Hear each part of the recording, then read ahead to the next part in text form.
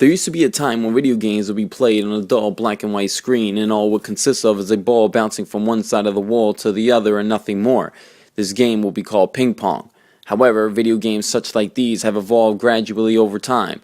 Now today's average video game consists of more guns and violence than ever before. As a matter of fact, according to Forbes.com, Americans' all-time favorite video game is Grand Theft Auto, a game in which a player controls a character's every move, allowing the player to be anyone and do anything he wants. This includes blowing up cars, buildings, shooting people with guns, stealing cars, and running people over.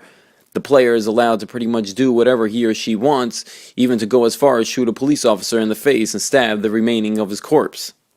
Violent video games such like GTA have been blamed for school shootings, increase in bullying, and violence towards men and women. People argue that these games influence people to violence and teach the younger children that violence is an acceptable way to resolve an issue. According to CNN guest Pat Brown, she expressed how violent video games is to blame when James Holmes shot and killed over a dozen people in Colorado's movie theater back in July of 2012. She explains, "This has been something he has been really into, and now we're going to find, probably on Facebook or anybody who knows him will say, yeah, he did have a lot of interest in that. He was always playing the video games. And I'm not saying video games make you a killer, but if you're a psychopath, video games help you get in the mode to do the killing. So, is it a problem in our society with teenage psychopaths that they do get inspired and by this want to make it real? So it is a danger, but it does not make you a psychopath."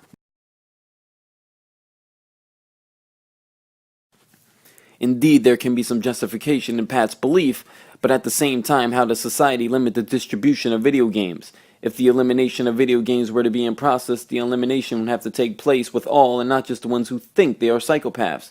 If one were to argue that video game violence only occurs in the hands of an unstable person, can that be said the same for a person who was of normal behavior? The fact is, as a society, one cannot differentiate nor detect a person of an unstable mind just as one who is stable.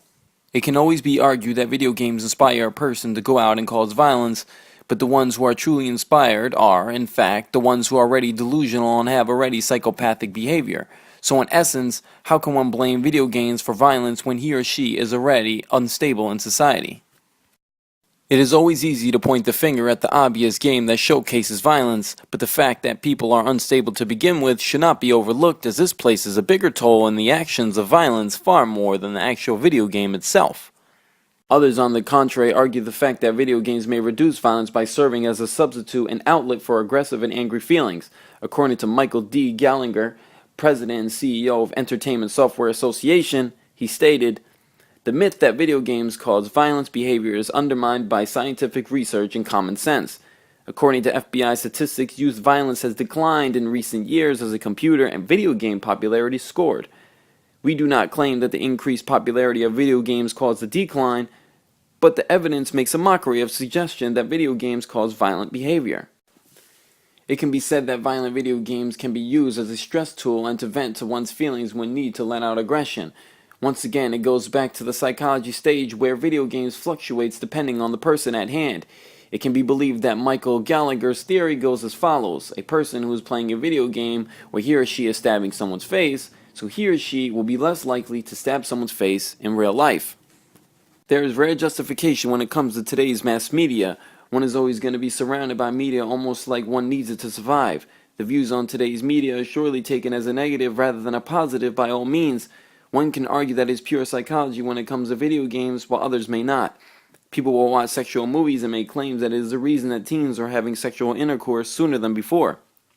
Political ads placed in front of people, one may believe that it is all lies, while the others are almost forced to believe it. Some may base everything on statistics, mainly scientists, while others may not. If some believe scientists are the know-it-alls, what about the ones who do not believe in such claims? The fact of the matter is, these are opinions based on personal views, and the lack of physical, not statistical proof towards today's mass media will always play a part when judging media as a whole. One will always make claims where others may not agree.